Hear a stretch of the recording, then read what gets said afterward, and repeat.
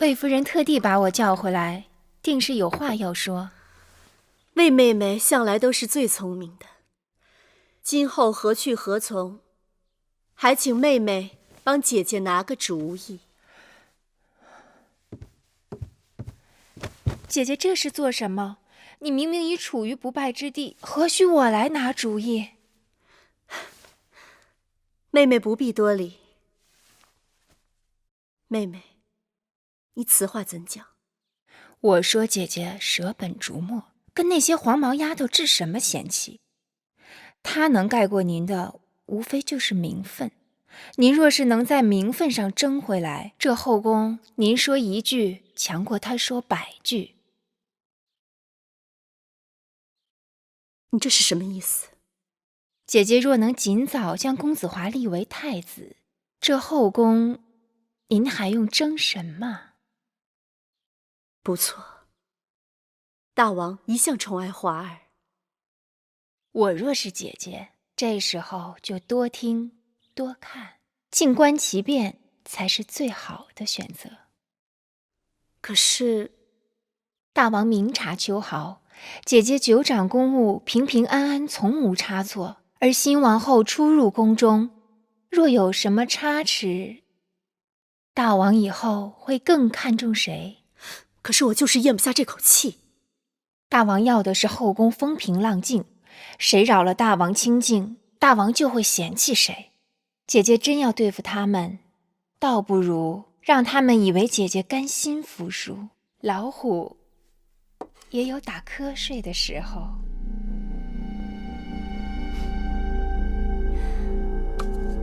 魏良人不愧是出身魏国，当真是有鬼谷子之才，得纵横心术啊！我这也是班门弄斧，大主意还要姐姐自己拿。夫人，彩绿，有话直说。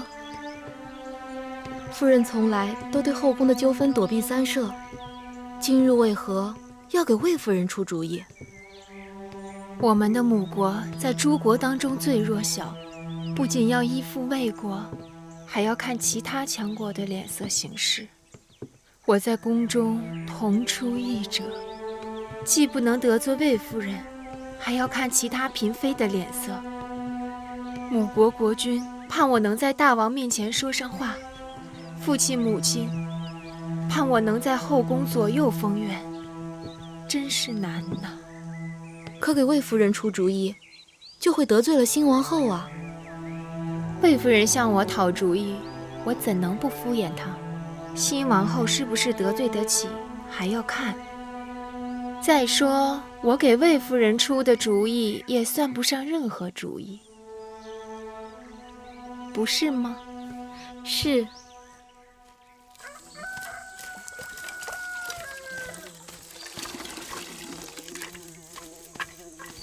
老婆子，哎，公子今日如何呀？好多了，喝了碗粥也能起来走动了。哦，多给咱弄点蜂蜜水，那东西养人。哎，啊。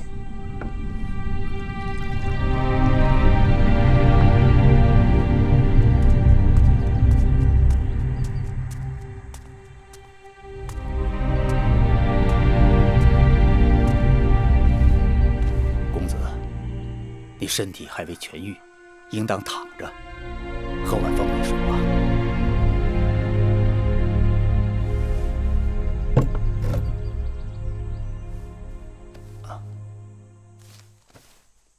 老伯，我在你这里已经住了多日了，请你告知我的伤到底怎么样？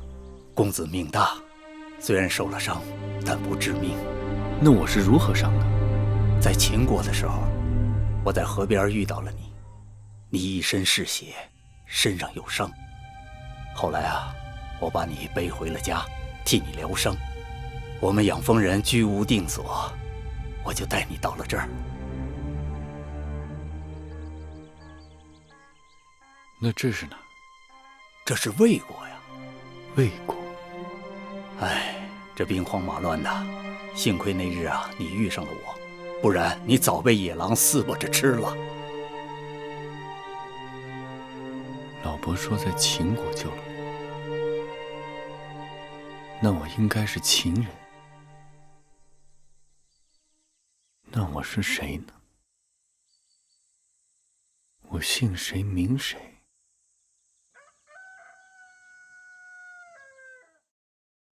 夫人，这是夫人的父母亲让小人转交给夫人的信和礼物。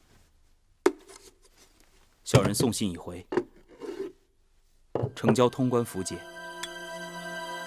父亲母亲的身体可好？母国国君有何吩咐？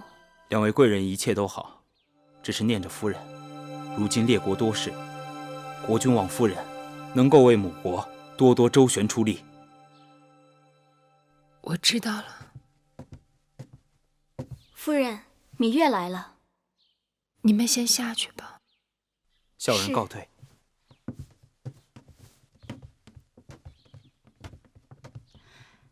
魏良人，芈月，这是王后精心挑选了一些楚国上等的绸缎，给姐姐送来做衣裳，也是想让姐妹们给宫中添些颜色。王后真是有心了。芈月，快坐。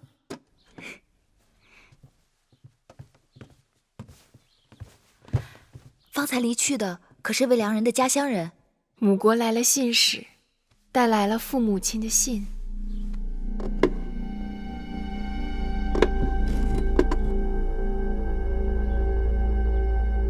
芈月，芈月，你怎么了？魏良人，这是什么？不认得这个？秦国城池关隘把守极严，如果有车船经过关隘，没有这种铜符节，都需要经过检验。若是有货物携带，还要纳征。后宫嫔妃来自各国，自然与母国有礼物往来，所以大王特赐我们每人1枚铜符节，以便出入关卡。这么说，后宫嫔妃手中每个人都有这铜符节了？低阶的嫔妃和应妾是没有的，原来只有魏夫人、唐夫人、国美人，还有我的手中有。去年大王分别给了魏少使和樊少使各1枚，如今王后手中应该也有1枚。有什么区别吗？芈月为何对此如此关心？我曾在义渠见过这符节。魏良人可愿教我，如何才能分辨出每个人手中铜符节之区别？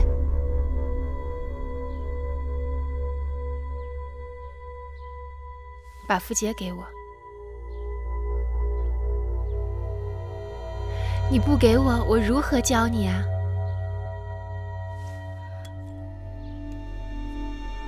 芈月，看清楚了吗？这个位置是一个魏字，是国名。芈月，可记得你当初看到的铜符节这个位置上是一个什么字？我记不清了。芈月啊，这种事情你还是不要纠缠进去的好。为什么？这宫里是是非非，稍有不慎就会给自己和身边的人招来祸患。所以在这宫里久了，有许多事不能说也不能做，装聋作哑才能明哲保身。我明白魏良人的意思，我一向做事恩怨分明，绝不会牵连他人。看来你还是不明白我的意思。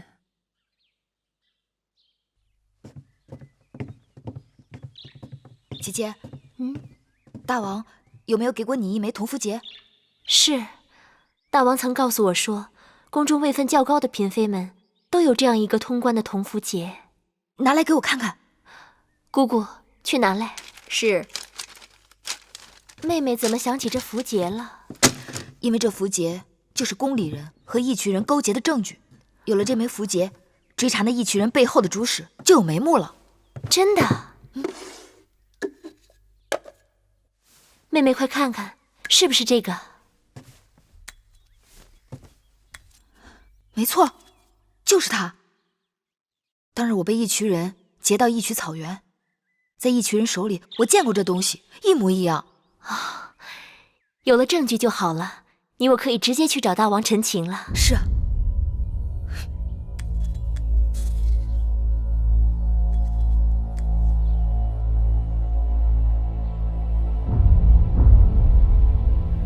既然你看到了那枚符节，你可有看清楚了符节上的字迹吗？我当时没留意，若是知道这东西这么要紧，我一定想法子记个真切。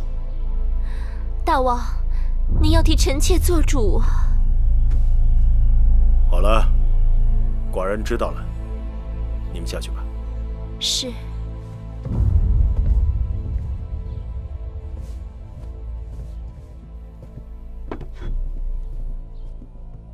义渠人手里竟然会有我大秦通关的符节，倒真让寡人心惊。大秦的符节绝不会在普通人手里，要么是重臣，要么是后宫嫔妃。王后他们怀疑有人勾结义渠人伏击车队是有道理的，但是这种事情铤而走险是要冒极大风险的，除非那人立令智昏了。新王后若出事，对谁最有好处？你们都下去吧。是。说，魏夫人若是没有新王后，她是有可能被扶正的。魏夫人就算有此心思，也没这手段。那会不会是大良造？当初他就竭力反对与楚国联姻，这些年他又与魏夫人走得很近。魏夫人和大良造都是魏国人，他们两人在魏国就相识，平日来往密切，也有道理。大王，公孙衍身为大良造，权倾朝野，手中的权力几乎与商君无异。当日先公封商君为大良造，将国政尽付商君，为的是支持商君变法。而公孙衍对国家的作用却远不及商君。虽然他也战功赫赫，但臣以为他身居大良造高位，倘若不能警惕自守，却勾连母国，甚至将手插进后宫之中，那这件事情就不得不防啊。楚离子，寡人明白你的心思，但公孙衍才华盖世，功勋累累，朝中军国大事，均离不开公孙衍。寡人相信他对大秦的忠心。那这个案子，大王打算如何处置？先不要声张，等等再说吧。是。你们都找仔细了，打开箱子，仔细找找。是夫人。放到哪儿了？到底放到哪儿了？哎呀，这如何是好？哎呀，这到底放在哪儿了？你到底放在哪儿了？啊？哎呀，在哪儿呢？哎呀，夫人，找到了，找到了。吓死我了！这个可千万放好了，切不可丢了。什么东西不可丢啦？姐姐，是你啊，吓我一跳。妹妹，你听没听说过有关符节的事情？怕什么？你的符节不在这儿吗？哎呀，亏得找着了。你说我到底带哪只啊？姐姐来的正好，快请坐。你快帮我看看，哪只钗更配我的新衣裳啊？妹妹生的国色天香，配什么都好看。总是这么说，听得我耳朵都起茧子了。哎，这是上次你母国送来的礼物吧？是啊，还是上次重阳我给父母亲送礼，母亲专门派人从母国送来的。妹妹真是孝顺，定是常送节礼回去吧？你不说我差点忘了，父亲的50岁寿辰快要到了，我得准备礼物让他们送过去。妹妹的同福节还在吗？自然还在。